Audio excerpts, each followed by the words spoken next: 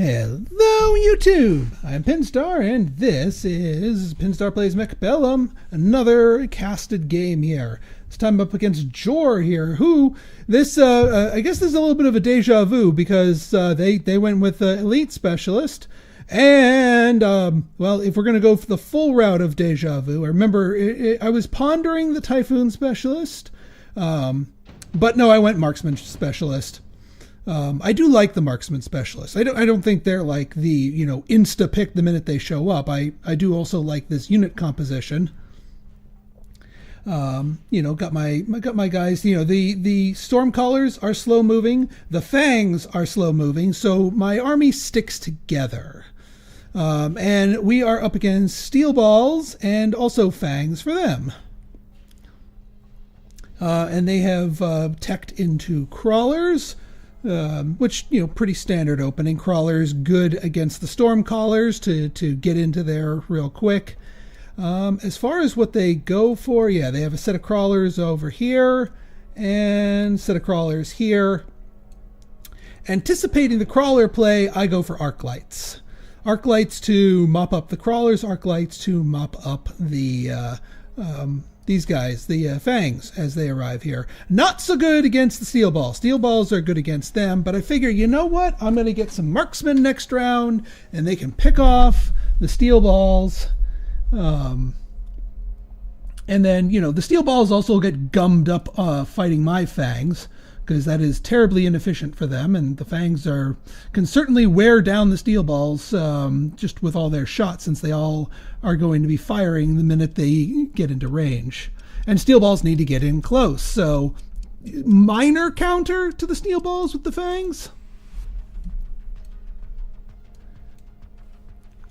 Now, as far as positioning goes, he puts them high and outside so that they arrive late to the party, which is good and bad. So yeah, my arc light here it's a 2-shot to get rid of these guys.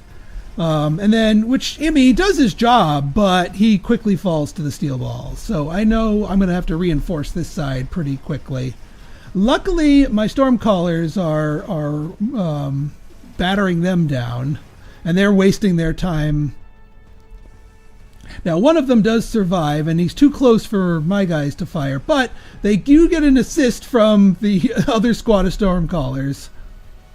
Meanwhile, our other group has won their engagement, and we win the first round. Again, chip damage, nothing decisive. I technically start with less HP, just because of how it shooks out, so I'm still technically behind. All right, unit drop as the second round. That's always a little bit on the spicier side. Now, Marksman is part of it. I know I'm getting Marksman. I don't need a special drop of 3 more Marksmen, so I go into Wraith. Especially, with all of their chaff, Wraiths are really good against chaff. I anticipate their wasp pick, and wasps are nothing but aerial chaff. I mean, they're more powerful than your Fangs and Crawlers, but at the end of the day, they're a lot of little units, just happen to be flying. So I decide to go into the Wraith. Now, the Wraith is a little expensive, even with the card pick. So I just go with, I only have 200 left. I do grab myself another Marksman to sort of balance out the freebie. I got my level 3 over here, anticipating that they go over there. We grab some more things of Fangs, and with a little bit left over, we upgrade our Arc Light, because knowing that they're going to be going up against potentially level 2 chaff, because they're Elite Specialists, I want to at least make my Arc Lights level 2 themselves so that they can one-shot them, which is very important to their efficiency. See how they're one-shotting them now because they're level 2 against the level 2s? Very, very important to the math here. Now, unfortunately, my Marksman gets distracted here at the last second. And, oh yeah, they did a little sneaky flank of the Wasps back here. I did put a thing of my Fangs over here to intercept them, but they were not enough. So yeah, these Wasps are going to be cleaning up here. We do get a opportune time kill of the tower here, meaning it's going to take them forever to wear down this one Stormcaller. Meanwhile, my level 3 marksman will start picking them off, and even my fangs over here can start wearing them down. So we win round 2, but I'm still technically behind. All right, yeah, additional deployment slot. I have a feeling this is going to be a bit of a chaff war between the two of us. So more unit deployments on their side. They go with that, I go with that. So now we can deploy 3 units per turn. A 4th one if we decide to purchase the mass recruitment for an extra 50. So we can get a lot more troops on the board. I pick up another Wraith to cover our other side so that we have symmetrical defense, especially against these guys. And then, yeah, I pick up 2 more squads of Fangs. Now, that way I use all 3 of my deployments. And, yep, get this guy to level 2 so that they can one-shot the level 2 chaff incoming as well. Our opponent gets into Mustangs, which is actually a really good thing for me. Obviously, they were thinking of Mustangs to deal with my Wraiths. Problem is, Wraiths are pretty tanky, and I've got the armor enhancement tech available for them. I don't have it activated yet, but Wraiths are lots of little damage. The armor enhancement techs block the first 60 damage, so they are really good against machine gun type enemies. Not so much against things like marksmen. Marksmen don't really care about that. Yeah, my Arclights, they do a lot of work, but they're not immortal. And yeah, see, we're getting, without any armor, we're getting chewed through. These level 2 Mustangs are doing exactly what they're meant to do. All right, we don't kill all the crawler chaff in time. There goes our other Wraith. Our guys are debuffed. I think this one does not end well for us. Granted, they don't have a ton of troops left on their side, so that's yeah, we get some damage here, but just chip damage to me. Amplifying core. This so we could do pure damage, or we can do 50% extra HP and 50% extra damage. With the Wraiths, I value both. I want them putting out more damage, and I want them tanking more. And now we activate our first tech, the armor enhancement. So now our Wraiths not only gets 35% more HP, in addition to one of them getting this, but they're going to ignore the first 60. So I put that on here. I grab a 3rd Wraith just to reinforce our center here. And then with the leftover 200, we never miss out on a chance to get more Fangs. So we're building up a ton of chaff. Now, because he missiled me last time, I'm a little wary of that.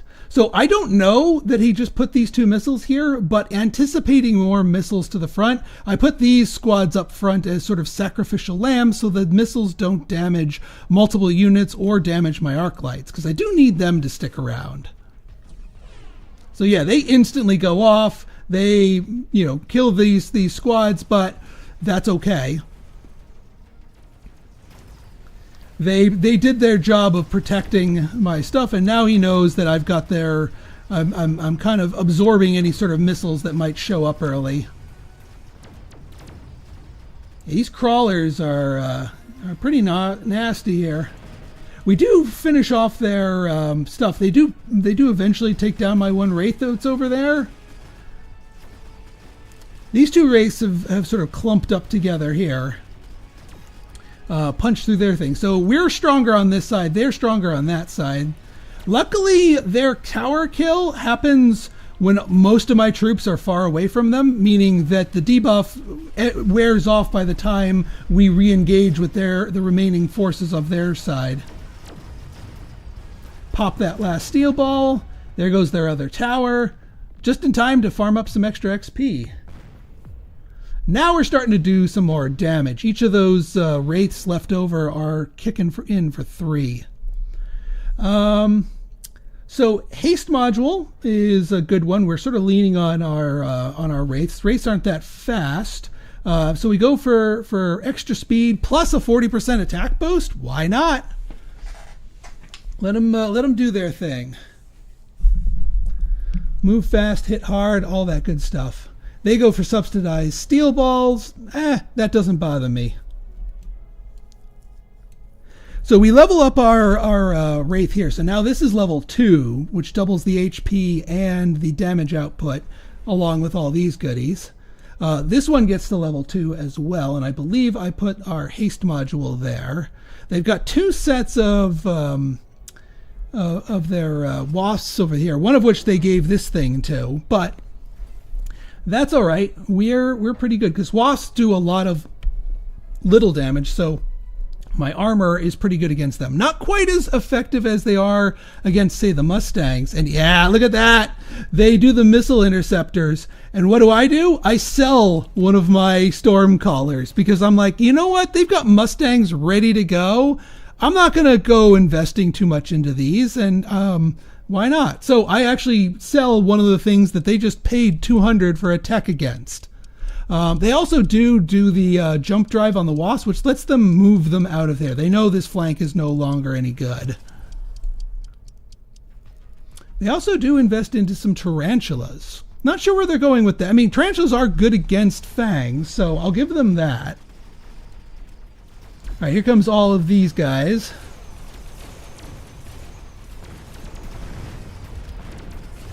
Now look at this. Look at this. All of this fire. All of these machine guns and wasps and fangs, and they're doing nothing. That's the power of the armor. He's just sitting here tanking everything and does not give a flying F. And that gives them plenty of time to keep them all distracted and doing their thing. So now we take another good chunk out of them. And there's our counter, the Farseer. Yeah, and they instantly pick it. As you saw from my earlier video, my first against a human opponent, Farseers very good against Wraiths. That being said, I'm not too worried because, you know, yeah, I could have gone down to 2-3 techs into the Wraiths, but no, I'm only 1 tech deep into the Wraith, and well, I have 4 of them, 5 of them, 4 of them. So I'm invested in them, but I'm not completely, on there. So we go for the level 5 Rhino just to sell it, so that we get a ton of money. And I decide to go for a bit of a flourish here. So we go into war factories. In hindsight, I probably should have gone with fortresses. Not only are fortresses good against punching through things like, the Farseers, but they are also really good at, they have an option, a tech that lets them do anti-air, which would let them help with the clearing of all these wasps up here if we wanted. But this thing can hit like a truck too. So I'm not too worried. We do pick up the extended range on it just because we know. Oh, we get another one of these guys. I probably should have done some upgrading instead of buying new units, but I wanted to use my deployment allotment here. But yeah, I give them the extra range because I want to make sure that they can get in and actually hitting the Farseer. Well, Farseers. So yeah, the Farseers, they have much fewer, much harder hitting attacks, so they don't really care about the armor as much. They can punch right through pretty well. We still tank and shrug off all of this machine gun damage, so we're still doing our job. Does he have? He does have electromag on them. He probably should have teched into electromag to shut down my armor, but he didn't. And now my guy is doing. I also probably could have given him anti-missile because the missiles from the Farseer are missiles, and even though they're not Stormcaller missiles, they can still be shot down. They're harder to shoot down, but yeah. And also, I'm glad I got that factory because we needed that last little 500 to bring them down past 0. So that was a pretty good match, I'd say. A little bit of a deja vu, but still a different unit comp. And this time, don't think that the Wraiths are weak. They are quite strong. Just don't overcommit to them. If you guys like this episode and you want to see more like it, go ahead and hit that like button, hit that subscribe button, and leave me a comment. Good, bad, or indifferent. Your feedback's always welcome. So until next time, it's been Pinstar signing out. See ya.